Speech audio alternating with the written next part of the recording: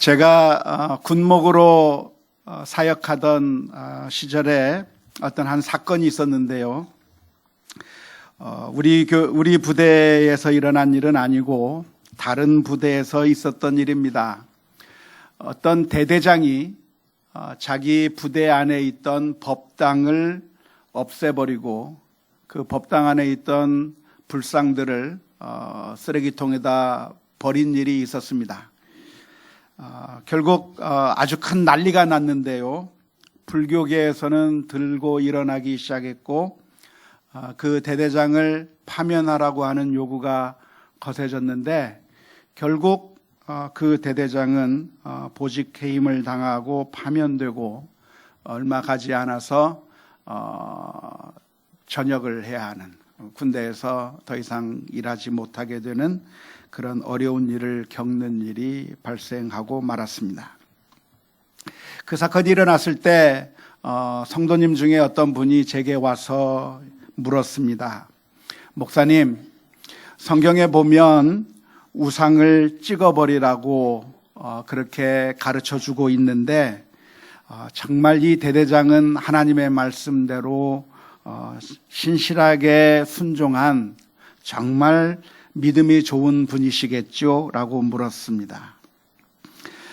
다른 사람들은 믿음이 있다고 말하면서도 자신이 피해를 당할까봐 혹은 여러 가지 어려움을 겪을까봐 몸을 사리고 있는 반면에 이 대대장은 자기의 그 직업에서부터 파면되고 쫓겨날 그런 위험을 안고서도 이런 대범한 일을 했기 때문에 신앙적인 결단으로 우상을 찍어버리고 없애버린 것이기 때문에 대단한 믿음 아니겠습니까? 라고 제게 물었습니다. 제가 뭐라고 대답했을까요? 저는 별로 바람직하지 않다고 대답했습니다. 물론 우상을 섬기는 사람들을 보면서 안타까운 마음을 갖는 것은 당연한 것이고, 또 하나님을 섬기지 않고 우상에 빠져 있는 사람들을 본다고 하면 그들을 예수 그리스도에게로 인도해야 하는 그런 열정을 갖는 것은 당연한 것이지만, 오늘날 대한민국에 살고 있는 우리가 내 것이 아닌 다른 사람들의 사유재산을 침해하는 것은 옳지 않다고 말씀드렸습니다. 우리가 하나님의 말씀을 순종할 때는 한 부분만 순종해도 좋은 것이 아니라 하나님의 말씀을 전체적으로 다 순종해야 합니다. 다시 말하자면 우상을 섬기지 말라고 하는 것도 하나님의 말씀이기는 하지만 다른 사람들의 소유물을 다른 사람의 재산에 함부로 손해를 입히지 않아야 하는 것도 역시 성경적인 가르침이라고 말할 수가 있겠습니다.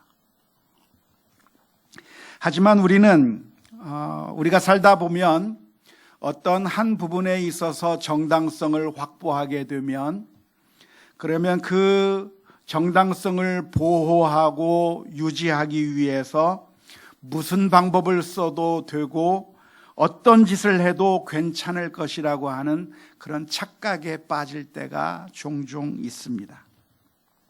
예를 들어서 교회가 분란이 일어나게 되었을 때, 교회가 두 패로 나누어서 싸우게 될 때 저쪽 편은 불법을 행하는 사람들이고 우리가 정당성을 확보하고 있다고 생각되는 그 순간에 우리들의 마음 가운데 어떤 생각이 드냐면 저 불법을 저지르는 사람들에 대해서 미워해도 괜찮고 그들을 향해서 폭력을 사용해도 괜찮고 우리가 정당한 권리를 찾기 위해서 우리가 여러 가지 강력한 어떤 조치를 취해도 아무 문제가 없을 것이라고 그렇게 생각하는 경우가 많습니다.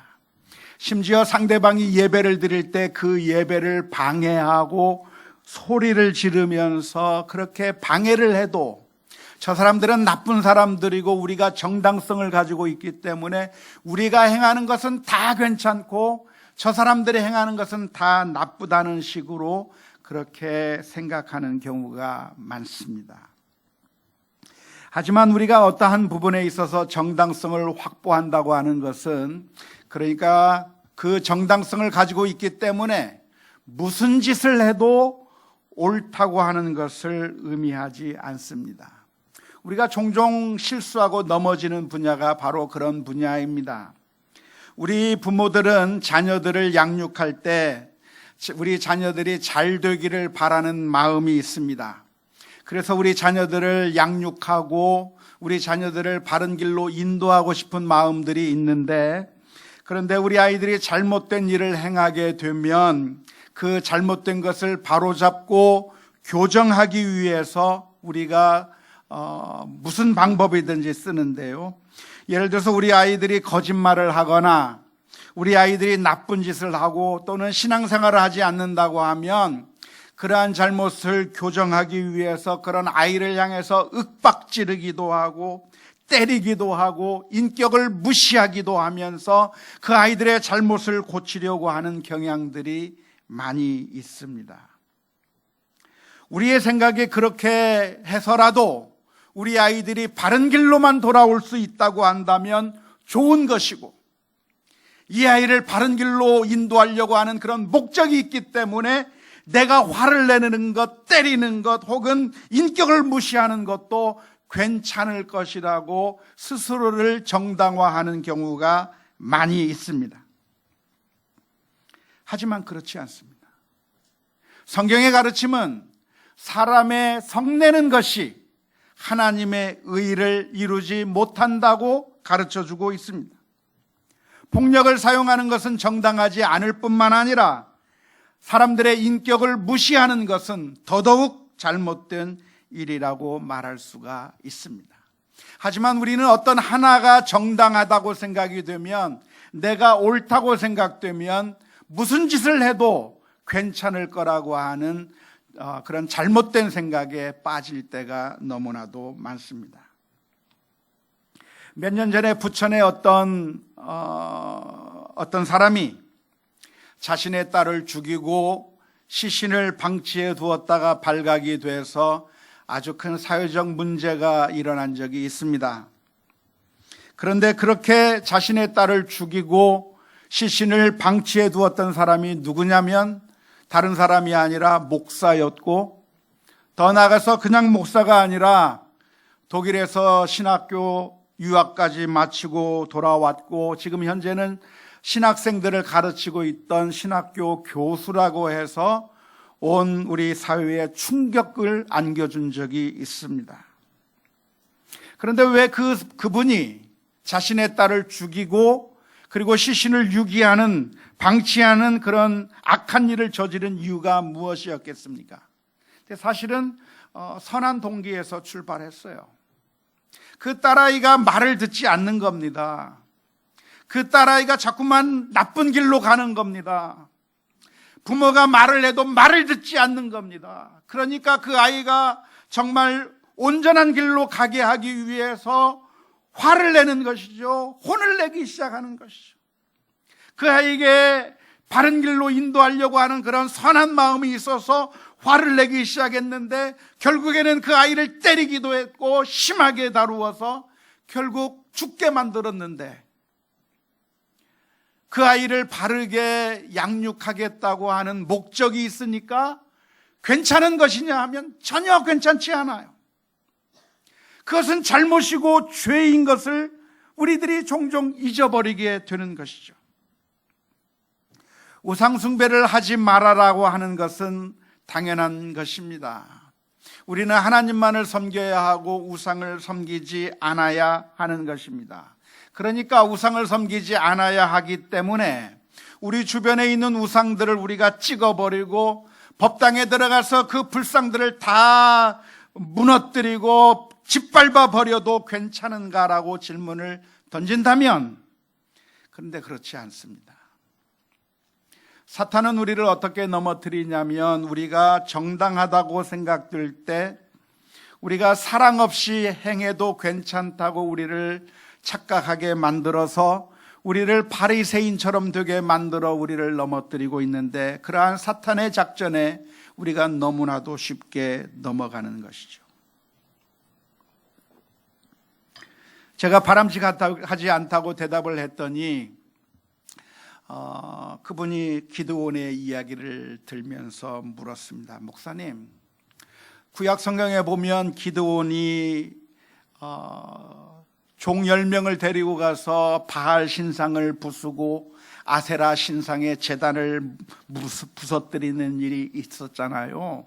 그런데 이것이 하나님께서 시키신 것이고 그 하나님의 명령에 따라 이 우상을 파괴한 것인데 왜 지금은 안 된다고 하십니까? 그렇게 하면 안 된다고 말씀하는 것입니까?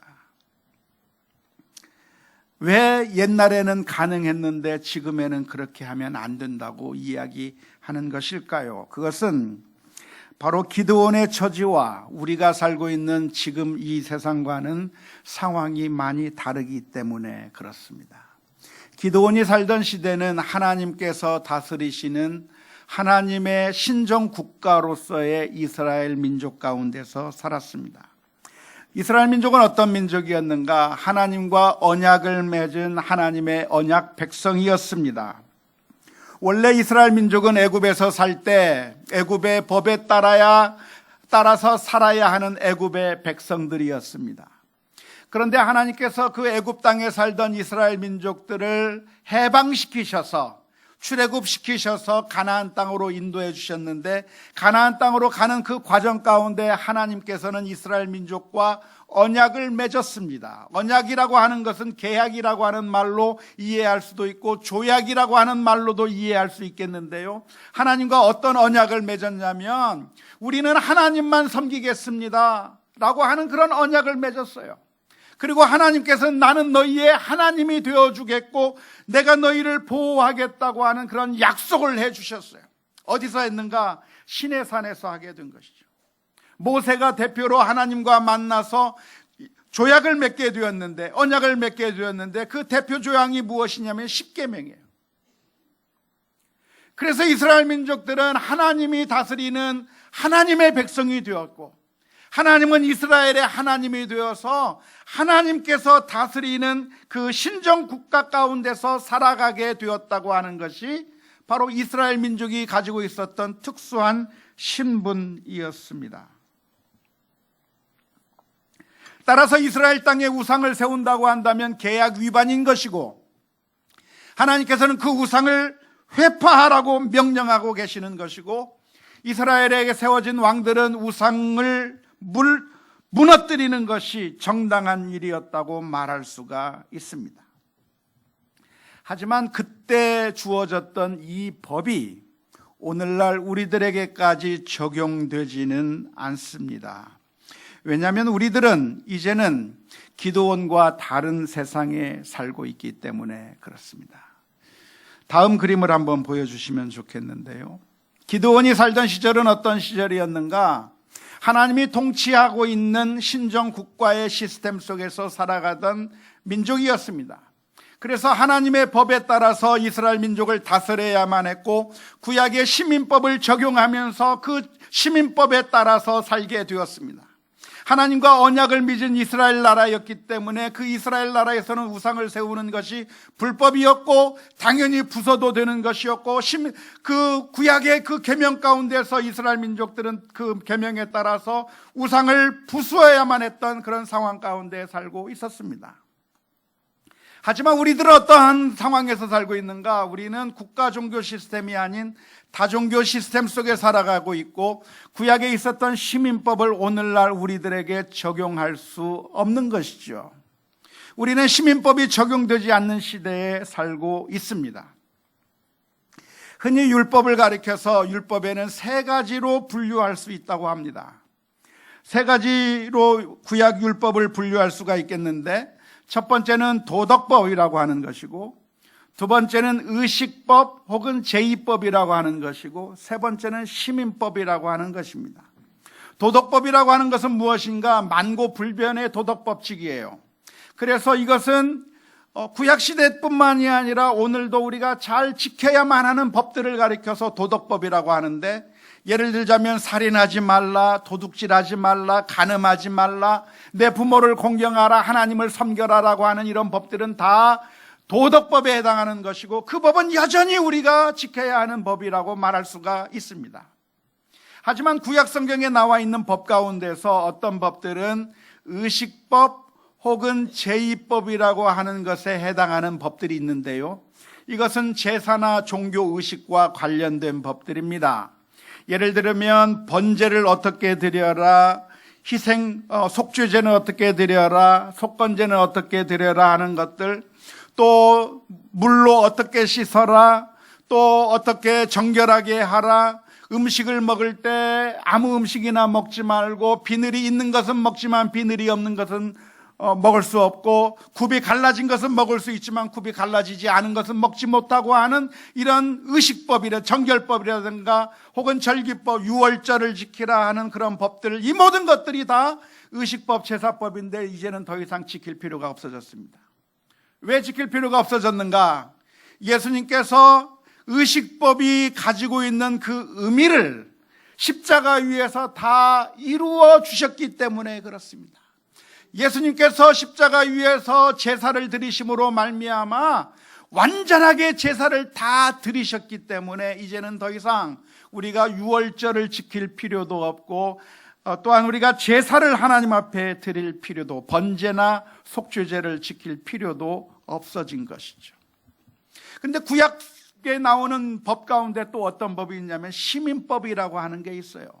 시민법이라고 하는 것은 무엇이냐면 신정국가 시스템 속에서만 적용되는 그런 법들입니다. 예를 들자면 도둑질한 사람 어떻게 처리할 것인가?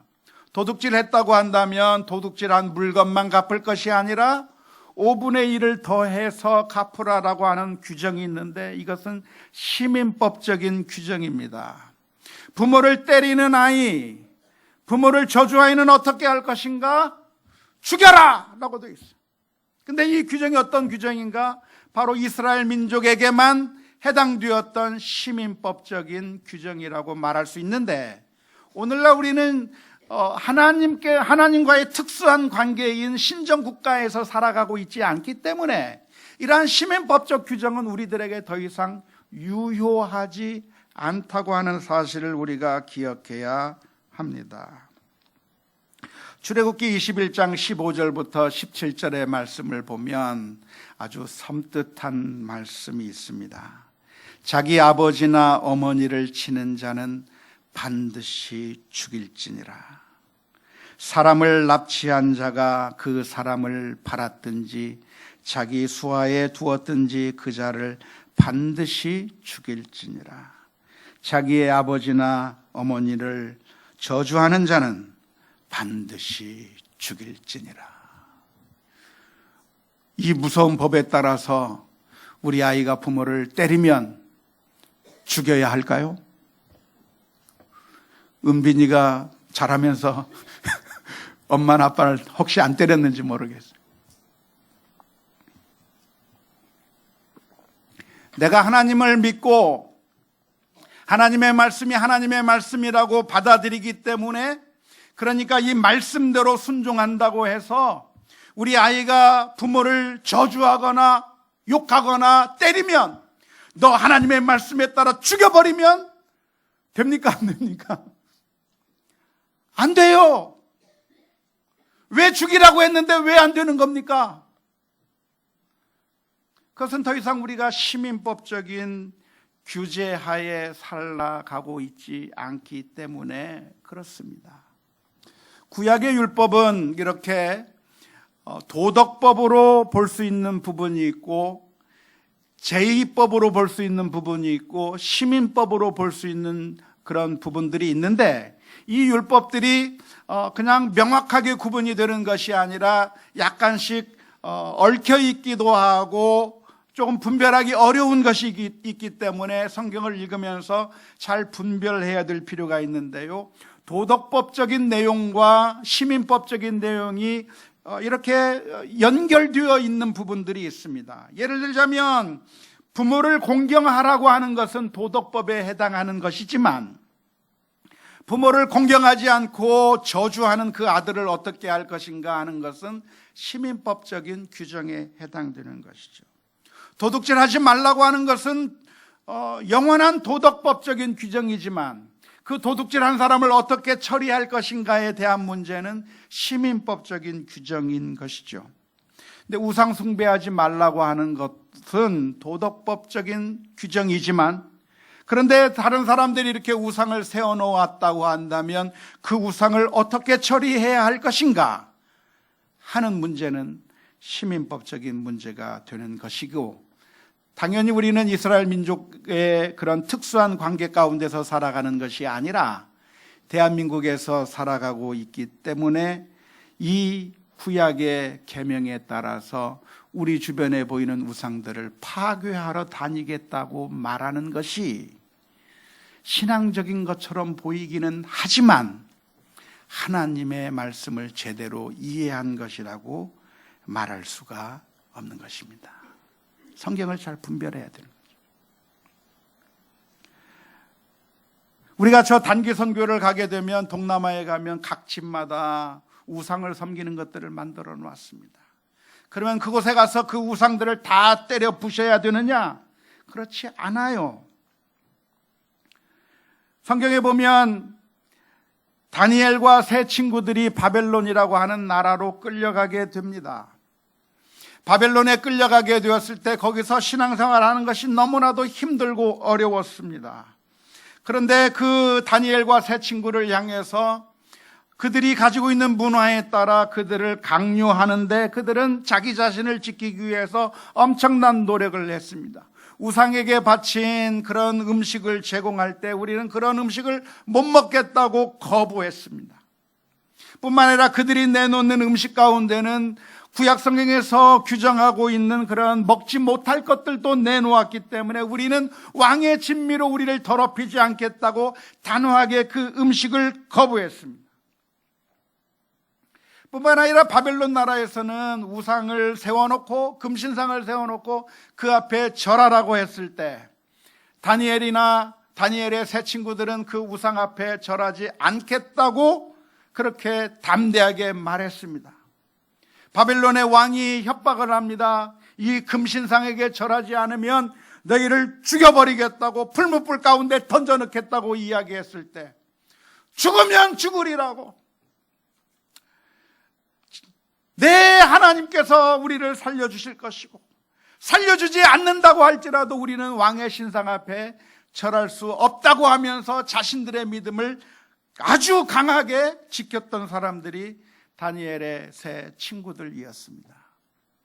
그런데 그 다니엘과 다니엘의 세 친구들이 그 금신상을 보면서 이런 우상들은 부셔버려야 되겠다고 달려들어서 그 우상을 제거하지는 않았습니다. 그 대대장처럼 법당을 없애버리고 불상을 없애버렸던 대대장처럼 믿음이 철저하지 못해서 우상을 부숴버리지 않은 것이 아니라 바벨론이라고 하는 국가는 신정국가 시스템 속에 들어있지 않아요. 이스라엘 민족과는 다른 민족이기 때문에 그곳에서는 그냥 우상에게 섬기지 않는 것만으로도 족한 것이고, 오늘날 우리들이 우리 주변에 있는 우상들을 바라보게 될 때 어떻게 할 것인가? 우리가 우상을 숭배하지 않는 것이 당연하겠지만 믿음이 좋다고 해서 그 우상들이 있는 곳에 가서 우상에게 페인트 칠을 해버리거나 똥을 던져버리거나 아니면 그것을 부숴버리는 그런 무례한 일을 하는 것이 당연한 것이 아니라 우리는 그러한 일을 하지 않아야 할 것입니다.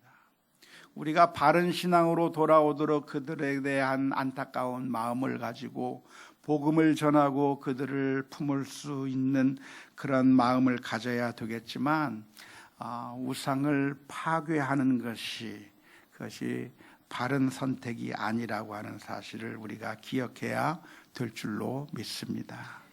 왜 안 부셔야 됩니까? 여러 가지 이유가 있는데요. 첫 번째는 다른 사람의 사유재산을 침해할 권리가 우리에게 없기 때문에 그래요.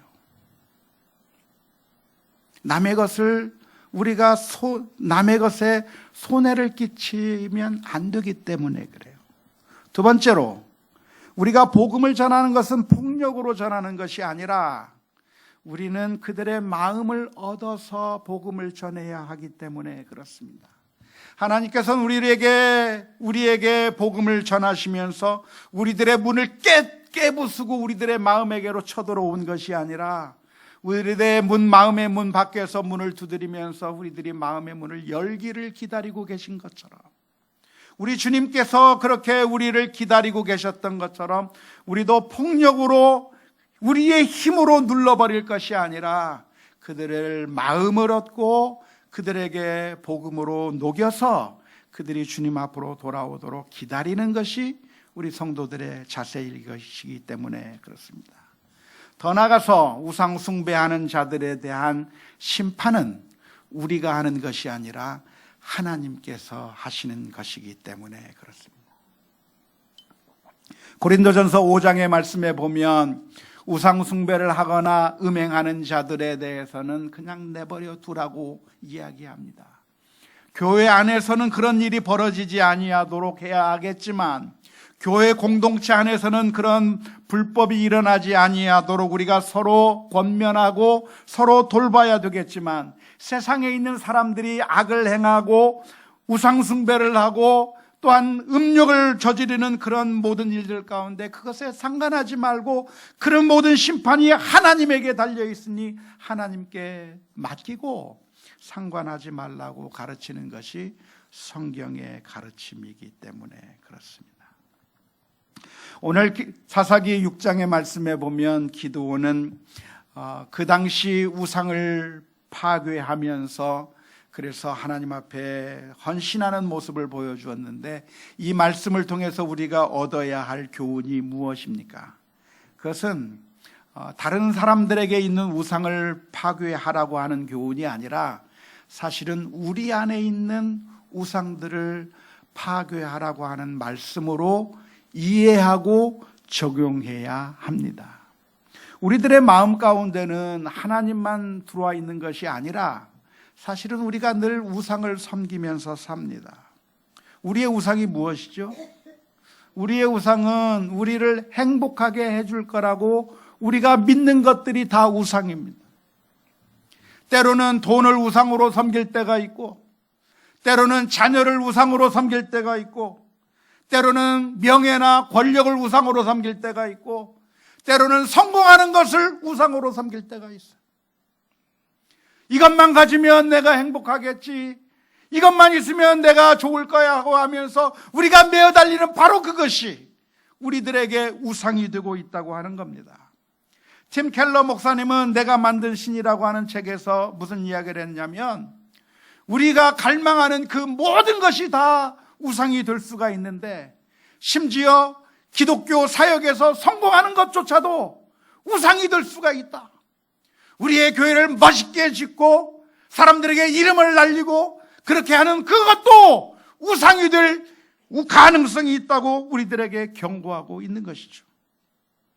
그래서 우리 그 모든 우상들이 우리들의 마음 가운데 생기려고 한다고 하면, 오늘 기드온이 그 우상을 담대하게 물리쳤던 것처럼, 부수었던 것처럼 우리들의 마음속에서 자라고 있는 그 우상들을 제거하는 그런 결단이 우리 모두에게 있을 수 있기를 주님의 이름으로 축원합니다.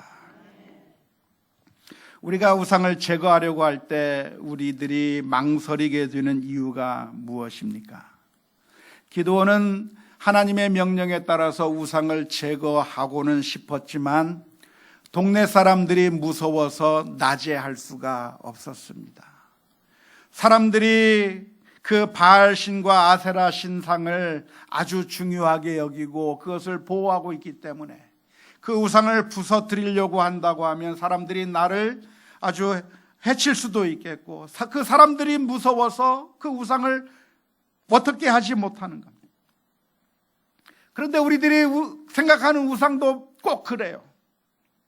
우리가 생각하는 그 우상, 돈이 나를 행복하게 해주고 명예와 권력과 혹은 자식이 나를 행복하게 해줄 거라고 생각되는데 우리가 그것들을 다 우상으로 섬기지 않게 된다고 한다면 우리의 삶이 흔들릴 것만 같고 우리가 망할 것만 같고 우리가 죽을 것만 같아서 그걸 놓지 못하고 거기 그 우상 앞에서 우리가 엎드릴 때가 많은 것이죠. 하지만 우리가 분명하게 기억할 것이 있다고 한다면 기드온이 그 우상을 찍어버렸는데 문제가 생겼습니까? 아무 일도 없었습니까? 생길 뻔했으나 결과적으로 아무 일도 없었어요. 바알신이 기드온을 죽였습니까? 아세라 신이 이 기드온을 망하게 했나요? 아니요. 당시 그 주민들은 말하기를 바알신을 섬기고 아세라 신을 섬기면 돈을 많이 벌게 될 것이고 행복하게 될 것이고 농사도 잘 짓게 될 것이고 자녀들도 많이 낳게 될 것이라고, 그래서 바알신을 섬기고 아세라 신을 섬겨야 된다고 이야기를 했지만 그런 가짜 뉴스들이 한 사람만 이야기하는 것이 아니라 여러 사람들이 이야기할 때 진짠가 보다 하고 수많은 사람들이 거기에 속아 넘어갔지만 실제로 기드온이 그 우상을 무너뜨렸을 때 그 우상은 아무런 힘도 발휘하지 못하고 오히려 그들이 우상을 섬길 때 미디안 민족에 의해서 압제를 받았으나 오히려 하나님을 의지하고 신뢰하며 나갈 때 오히려 그들의 삶이 더 복된 삶이 되었다고 하는 사실을 기억하면서 우리가 우리 안에 있는 우상들을 제거하는 일에 날마다 우리가 우리 자신을 돌아봐야 될 줄로 믿습니다. 때로는 우리의 자존심이 우상이 되고 명예가 우상이 되어서 그래서 그것을 붙들고 놓지 못하고 이것만 있으면 내가 살겠다고 이야기하는데, 우상이라고 하는 것은 무엇인가? 우리들에게 행복을 약속하지만 그러나 전혀 행복을 주지 못하는 것. 마치 무엇과 같으냐면 오아시스와 같아요. 신기루와 같아요. 신기루, 오아시스. 저 멀리에 있는 저 신기루를 보면서 내가 조금만 달려가면 나에게 물을 주겠지 하고 달려가는데 조금만 더 가면 내가 그 물을 먹을 수 있는 것이 아니라 그 신기루는 저만큼 더 뒤에 가 있는 거예요. 나는 지쳐 죽는데 나에게 물을 주지 않고 물을 줄 것처럼 약속하면서 계속해서 더 멀어져 가는 신기루처럼 우리를 망하게 만드는 것이 이 세상의 우상이라고 하는 것을 기억해야 될 줄로 믿습니다. 동네 사람들이 기드온이 그 우상을 무너뜨렸다고 하는 사실을 알고 와서 그 기드온을 죽이려고 할 때 그의 아버지 요아스가 한 말이 무엇입니까? 사사기 6장 31절 말씀. 요아스가 자기를 둘러선 모든 자에게 이르되 너희가 바알을 위하여 다투느냐? 너희가 바알을 구원하겠느냐? 그를 위하여 다투는 자는 아침까지 죽임을 당하리라. 바알이 과연 신일진데 그의 제단을 파괴하였은즉 그가 자신을 위하여 싸울 것이라 하니라. 그런데 그 바알 신이 전혀 힘도 못 쓰는 거예요. 바알 제단이 회파되는 것을 막지를 못하는 것이죠. 우상이라고 하는 것이 무엇입니까? 시편 115편 4절부터 7절의 말씀. 그들의 우상들은 은과 금이요 사람의 손으로 만든 것이라. 입이 있어도 말하지 못하며 눈이 있어도 보지 못하며 귀가 있어도 듣지 못하며 코가 있어도 냄새 맡지 못하며 손이 있어도 만지지 못하며 발이 있어도 걷지 못하며 목구멍이 있어도 작은 소리조차 내지 못하느니라. 우리가 우상을 섬길 것이 아니라 참되신 하나님만을 섬길 수 있는 우리 모두가 다 될 수 있기를 바랍니다. 하나님은 어떤 하나님이십니까? 하나님은 눈이 없는 것 같으나 보시는 분이에요. 우리의 그 깊은 속사정까지 일일이 보시는 하나님이세요. 하나님은 귀가 없는 것 같으나 우리의 신음소리조차 들으시는 하나님이에요. 우리가 영원히 멸망할 것 같으니까 그 옛날 하나님께서 미디안 족속에게 의해서 고난당하는 이스라엘 민족을 살리기 위해서 기드온을 보내셨던 것처럼 우리가 영원한 멸망 가운데 죽게 된 그 상황 가운데서 하나님께서는 그냥 외면하지 아니하시고 그 아들을 십자가에 내어주시기까지 사랑하셔서 우리를 구원해 주신 사랑의 하나님을 믿을 수 있기를 주님의 이름으로 축원합니다. 우리의 인생 가운데서 우리의 마음을 우상에 빼앗겨 버릴 것이 아니라 주변에 있는 우상들 때문에 마음 불편해할 것이 아니라 사실은 내 마음속에 있는 나도 알지 못한 채 어느 순간에 자존심이 나의 우상이 돼버리고 명예가 우상이 돼버리고 돈이 우상이 돼버리고 사람들이 인정해 주는 것이 내 우상이 되어버렸다고 한다면 이제는 참되신 하나님, 나를 사랑하사 그 아들을 십자가에 주신 그 하나님만을 바라보며 믿음으로 승리하는 우리 모두가 다 될 수 있기를 주님의 이름으로 축원합니다.